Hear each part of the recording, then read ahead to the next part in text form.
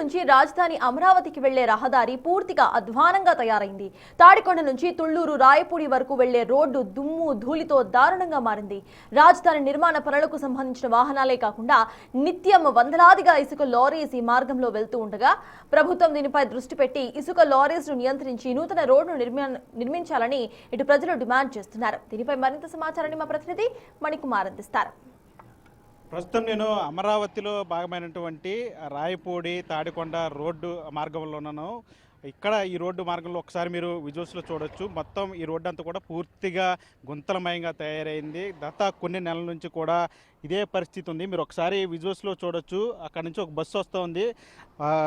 ఆ విజువల్స్లో మీరు క్లియర్గా చూడొచ్చు. అంటే ఏ విధంగా రోడ్లన్నీ కూడా పాడైపోయినాయో ఒకసారి మీరు చూడొచ్చు. రోడ్లన్నీ కూడా పూర్తిగా అటు రాయపూడి నుంచి ఇటు తాడికొండ వైపు వెళ్ళే రోడ్లన్నీ కూడా మొత్తం పూర్తిగా గుంతలమయంగా మారింది. మీరు ఒకసారి విజువల్స్లో చూడొచ్చు.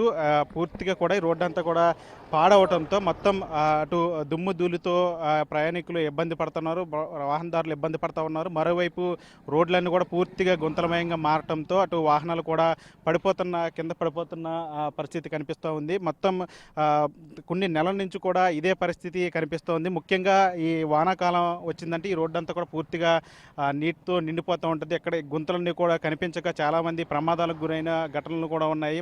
ఈ రోడ్డు మార్గం గుండా మొత్తం దీన్ని మొత్తం పునర్నిర్మించాలి, కొత్త రోడ్లు వేయాలని చెప్పి ప్రజలు కోరుతున్నప్పుడు, వాహనదారులు కోరుతున్నప్పుడు కూడా అటు ప్రభుత్వం కూడా దీనికి సంబంధించి కార్యాచరణకు పూనుకుంది. కొన్ని నెలల క్రితం దీనికి సంబంధించి రోడ్డు మార్గానికి సంబంధించిన ప్రణాళికలు తయారు చేసింది. అయితే ఇవన్నీ కూడా ఆచరణయోగ్యం కాకపోవడంతో మొత్తం వాహనదారులు ప్రజలంతా కూడా ఇబ్బంది పడుతున్న పరిస్థితి. మీరు ఒకసారి విజువల్స్లో నేను చూపించే ప్రయత్నం చేస్తాను. ఇది రోడ్డు పక్కన ఏదైతే మనం రోడ్డు నుంచున్నామో ఈ రోడ్డు పక్కన ఉన్నటువంటి తోటలు ఇవి ఒకసారి మీరు చూడొచ్చు. ఈ పత్తికి సంబంధించిన పంట చేలు ఇవన్నీ కూడా ఒకసారి మీరు చూడొచ్చు. పత్తి పంట ఏ విధంగా పాడైపోయిందో మొత్తం దుమ్ము కొట్టుకుపోయి మొత్తం ఆ పత్తి పువ్వుకు సంబంధించినటువంటి అదంతా కూడా లేరంతా కూడా పోవటం, అదేవిధంగా మొత్తం అంతా కూడా దుమ్ము ధూళితో నిండిపోవడంతో పంటలన్నీ కూడా పూర్తిగా నష్టపోతున్న పరిస్థితి కనిపిస్తూ ఉంది. రైతులు కూడా ఆవేదన వ్యక్తం చేస్తూ ఉన్నారు.